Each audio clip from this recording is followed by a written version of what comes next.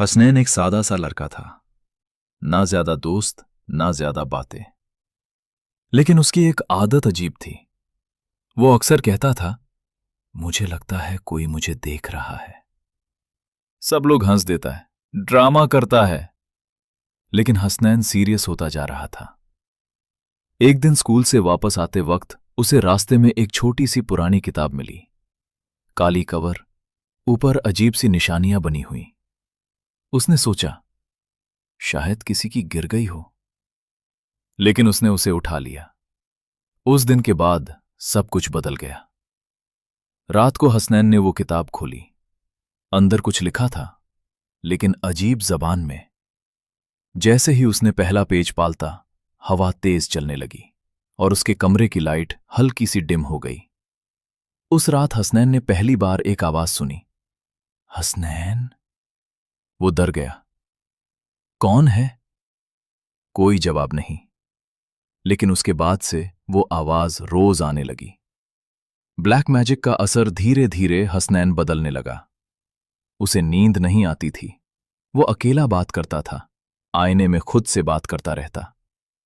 एक दिन उसकी अम्मी ने देखा, हसनैन मिरर के सामने खड़ा था और कह रहा था, मैं रेडी हूं।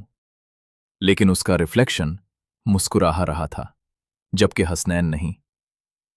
राज खुलता है, हसनैन के एक दोस्त ने उस किताब को देखा और तुरंत समझ गया, ये नॉर्मल किताब नहीं है। ये किसी ने सियां जदू के लिए उसे की है। उसने कहा, इसे तुरंत जला दो। लेकिन हसनैन ने मना कर दिया। उसकी आवाज बदल चुकी थी। अब देर हो चुकी है। आखिरी रात। उस रात हसनैन का कमरा अंदर से लॉक था। अंदर से अजीब आवाजें आ रही थीं। ठक ठक फुस। सुबह जब दरवाजा तोड़ा गया, कमरा खाली था। सिर्फ वो काली किताब जमीन पर पड़ी थी और दीवार पर लिखा था, he is not Hasnain any more.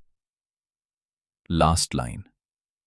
लोग कहते हैं, अगर तुम रात को अकेले हो और कोई तुम्हारा नाम धीरे से ले, तो जवाब मत देना, क्योंकि शायद वो तुम नहीं हो जो जवाब दे रहा हो। हसनैन अब वापस आया है।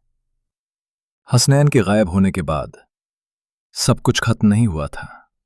असल कहानी अब शुरू हुई थी। उसका दोस्त अली उस रात को भूल नहीं पा रहा था।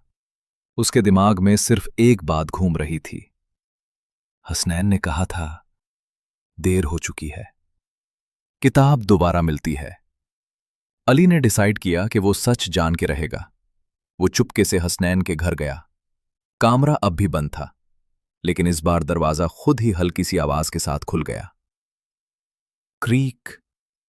अंदर अंधेरा, ठंडी हवा और जमीन पर वही काली किताब। अली ने धीरे से उसे उठाया। जैसे ही उसने कवर छुआ, अली? उसका नाम किसी ने उसके कान के बिल्कुल पास से कहा। वो झट से मुड़ा। कोई नहीं, सच समझ आता है। अली ने हिम्मत करके किताब खोली। इस बार अल्फाज समझ आ रहे थे, जैसे किताब खुद चाह रही हो कि वो पढ़े। उसमें लिखा था, जिसने भी इसे खोला, उसका साया अब उसका नहीं रहता। अली का दिल तेज धड़कने लगा। उसने फौरन अपना साया देखा और उसकी सांसें रुक गईं, क्योंकि उसका साया उसकी मूवमेंट्स फॉलो नहीं कर रहा था। हसनैन की वापसी। उस रात अली घर वापस आया, लेकिन वो अकेला नहीं था। रात के 3 बजे उसके रूम का दरवाजा खुला और धीरे धीरे कोई अंदर आया। अली ने आंखें खोली और देखा, हसनैन। लेकिन वो पहले जैसा नहीं था। उसकी आंखें काली, बिल्कुल खाली, और चेहरे पर एक अजीब सी मुस्कुराहट।